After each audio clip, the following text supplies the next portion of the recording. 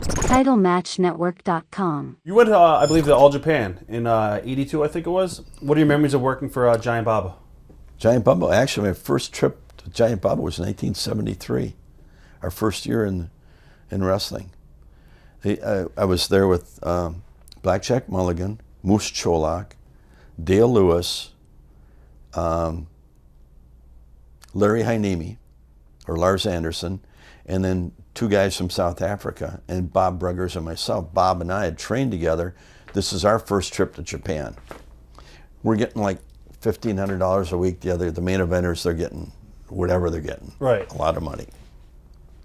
So we're there for 6 weeks. And you would learn your symbol in Japanese. So you'd come in and they'd have it up on the wall and you'd see, okay, I'm on the second match. You had no idea who you were wrestling, but you're on the second match or third match. So Bob's looking one day, he says, I can't find myself. I said, well, shit, you're in the main event. You're in a cage match against their local guy. He said, I've never wrestled a cage match. Now in 1973, when you wrestled in Japan, when you came out, they clapped for everybody. The geezer girls gave you the flowers, confetti came down. Yep. When the match started, it was dead silent. Dead frickin' silent. When the match was over, they would clap. Damnedest thing, you had 20,000 people in there and could hear a pin drop. Yeah.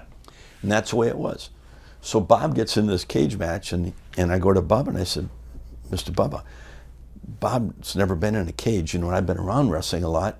Can I go out and be his manager? Okay. So I go out and being his manager.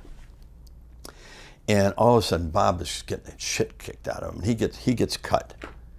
And I remember Bobby Heenan, you have to keep pacing, and I didn't know what the Japanese are going to do.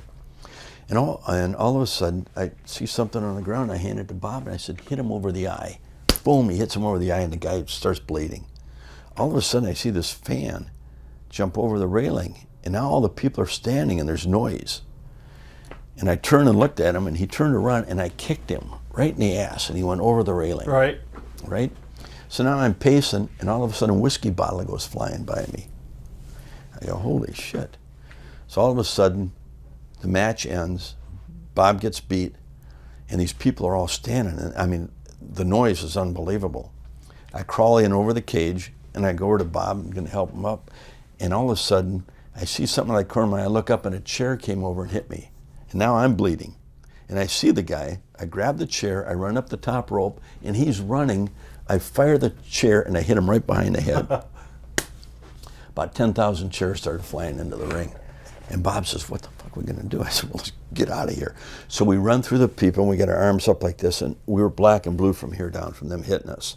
And we see Mulligan come out, and they had this big balcony. He's gonna save us.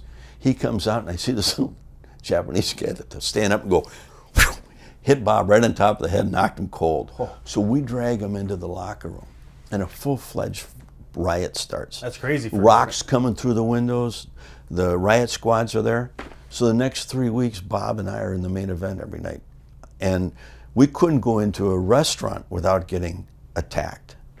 That's insane, because that's crazy for Japan, too. Isn't it? Yeah. Yeah. They gave us a bonus at the end, but we were supposed to go to Australia, and all the other guys wanted to go home, so we had to go home. We missed the Australian trip.